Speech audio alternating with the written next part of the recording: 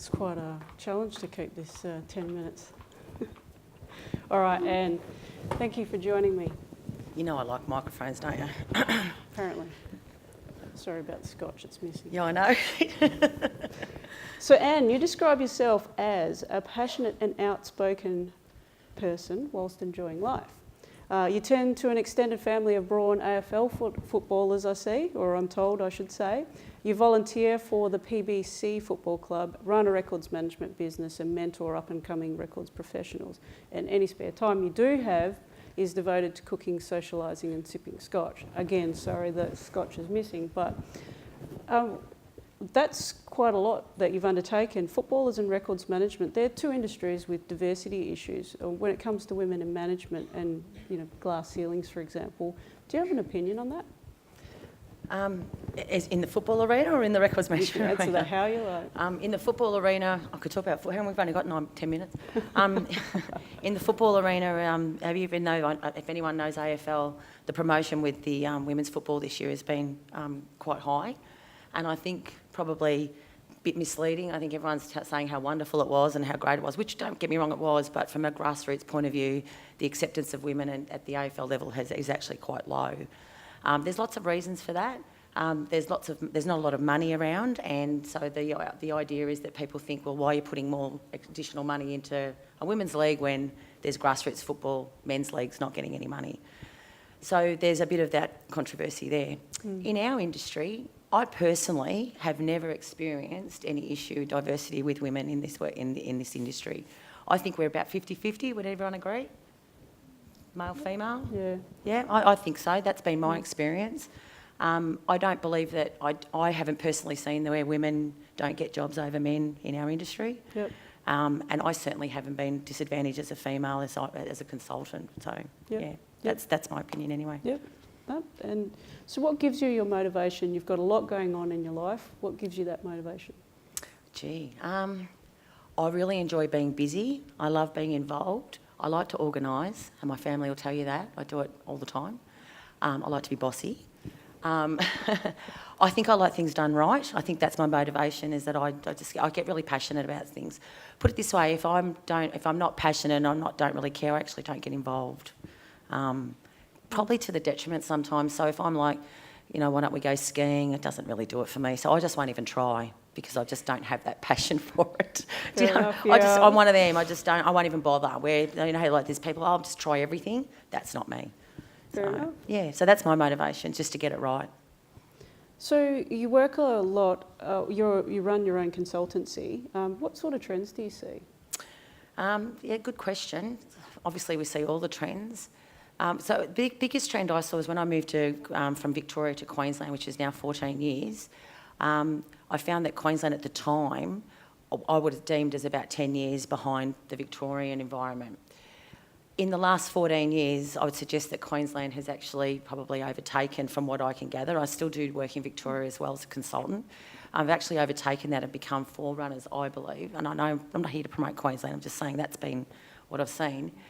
The biggest probably trend in individual sites that I see is that there's now a far more focus on the business and the business needs rather than the compliance stick and its records management and, you've got to do it because the legislation says that you have to.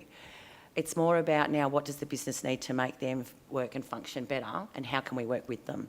And I think that's been really important and it's working much better. I think the uptake for records management in businesses has improved dramatically over the last 5 years because of that attitude.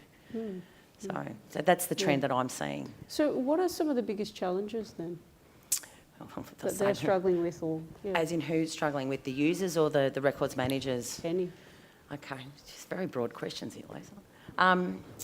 The records managers are probably still struggling in some instances. It's really hard. You go into some client sites and records management's so high up the rung, it's fantastic and it's very easy to get anything done. And then you go, and there's sort of no in between. It's either that way or it's that way. Like they're down the bottom of the rung. I still think that's the biggest challenge is for these people who are not. And I saw yesterday I was in a session where we asked to put your hand up. What is it still deemed the basement and the lowest sort of level in the organisation? And there was quite a few people that still put their hands up. I think that's still a big challenge for both the RIMPA Association, for us as records managers. we've got to get that low rung out of the equation. They've all got to come up, even mediocre, or at least it's well respected. I'm not suggesting they necessarily need to sit on the management panel or whatever, but I think they need to be respected. Raise the profile of records management in the organisation. Absolutely. Yep. So what's the next big thing in our industry, do you think? I think the next big thing, personally, is that our skill sets as records managers need to change.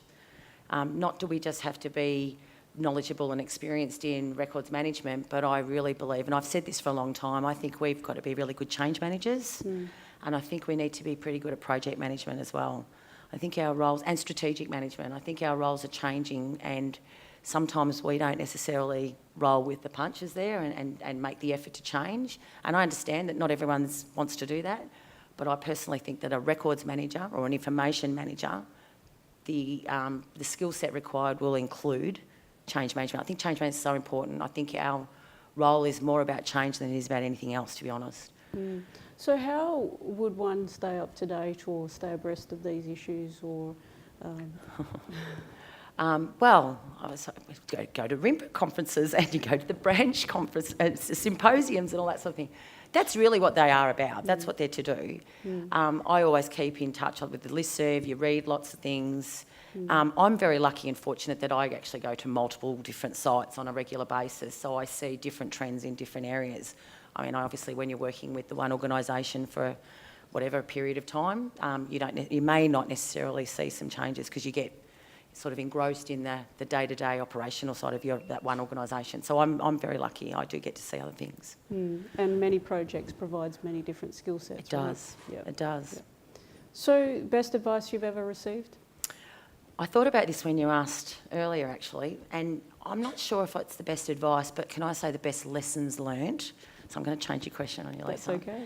The best lessons learnt for me were from my own children, where you look at them and you see traits in your kids, and we've all done this, or I'm sure most of you have done this, and they're things that you don't like about your kids, and they're actually traits that you probably hold in yourself. And probably the best lesson or best advice I've had from them is when I've seen some of the weaknesses that I don't like, and I've actually tried to change them in myself. So cool. I think my kids have been my best teachers about me. So. True. And best advice you would provide to someone else? My best advice is to have fun. Seriously, if you don't like something, don't do it.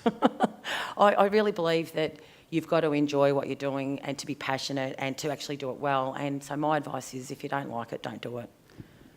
Fair enough. Move on. Did you plan out your career, or did it just happen? No, it just happened. I was one of those, I didn't do year 12, I only did year 11. And my option for mum was you either get a job or you go to school. So I went to be an accountant at school. Well, I think I went to one class in 4 weeks, and there was a pub across the road. And I didn't like it. I don't know why I even picked it. I was under pressure, so I decided to do this accountancy course. And 4 weeks later, I got a letter from the Shire of Melton, which is a council in Victoria, and asking for a 2-week work experience. They needed someone to do filing in the records room. There was only 2 people in the area. And I said to Mum, I want to take it. She goes, yep, go for it. 2 weeks off school, that's okay, go and do it. It's good on your resume. Well, I was there for 11 years. I never left. I progressed from the filing clerk up to the 2IC, and then eventually the records manager. And as a result of that, there was a new system in play in Victoria. It was actually a Lotus Notes product, and I was quite proficient in it. So the council seconded me out to other councils to assist. I went, what the hell? This should be what I should be doing. So I started a consultancy business. So I was 26 years old when I did that. I thought I was a bit too young to be a consultant. I started the business with the intent of being 30 before I actually did it, because I thought 30 was the right age to be a consultant. I don't know why. I think it just sort of had that sort of age thing. I thought 26 was a bit young. But anyway, that came a bit earlier because of amalgamations in Victoria. Yep. So I was 27 years old, and I had a 5-week-old baby. Yep. So there we are. That's what happened, and it's just progressed from there. So I started off in the kitchen at home, as you do, and at one stage, probably about 8 years ago, we had over 100 employees. So we don't have that now, due to contracts and that, it's variation. But yeah, we had over 100 employees. Hard work. Very hard work. I don't relax very often, actually. I don't. You're jumping ahead now. So how do you relax?